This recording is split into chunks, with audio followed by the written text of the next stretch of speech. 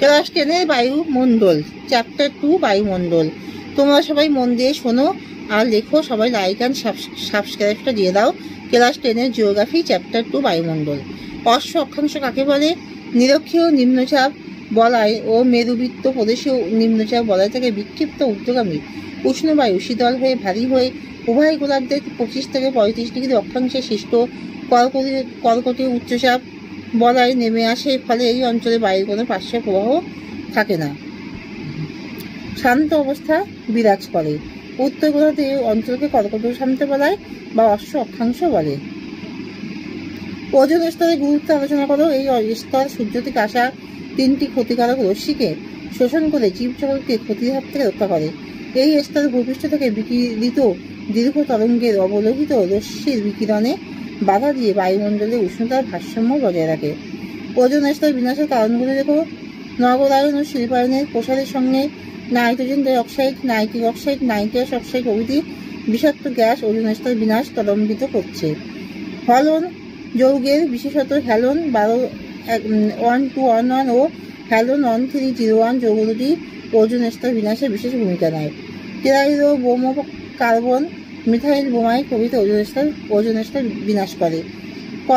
কলকারখানা থেকে নির্গত ধোঁয়া, সুপারসনিক জেট বিমান কর্তৃক পরিত্যক্ত জলীয় বাষ্প ওজনের বিনাশ ঘটায়। গ্রিন হাউস এফেক্ট বলতে কি বোঝো? বর্তমানে যথেচ্ছভাবে বৃক্ষছেদন ও জীবাশ্ম জ্বালানির ব্যবহার বৃদ্ধির ফলে বায়ুমণ্ডলে কার্বন ডাই অক্সাইড, ক্লোরোফাইড CH, ক্লোরোফাইড অক্সাইড, নাইট্রোজেন অক্সাইড NO প্রভৃতি গ্যাসের পরিমাণ দ্রুত হারে বাড়ছে। এই সমস্ত গ্যাসগুলি বায়ুমণ্ডলের ঊর্ধ্বস্তরে একটি স্বচ্ছ আবরণ সৃষ্টি করছে, যার ফলে সূর্যরশ্মি সহজে ভূপৃষ্ঠে প্রবেশ করতে পারে, কিন্তু বিকিরিত সূর্যরশ্মি সম্পূর্ণরূপে ফিরে যেতে পারে না। ফলে পৃথিবী পৃষ্ঠের উষ্ণতা ধীরে ধীরে বৃদ্ধি পাচ্ছে, আর গ্রিন হাউস এফেক্ট নামে পরিচিত।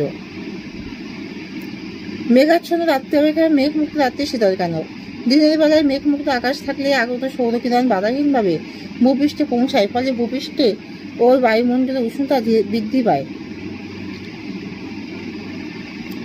তেমনি রাত্রে পার্থিব বিকিরণ বাধাহীনভাবে হয় ও রাত্রে উষ্ণতা কমে যায়। কিন্তু আকাশ মেঘাচ্ছন্ন থাকলে দিনের বেলায় আগত সৌরকিরণ মেঘে বাধা পেয়ে ভূপৃষ্ঠে পৌঁছাতে পারে না।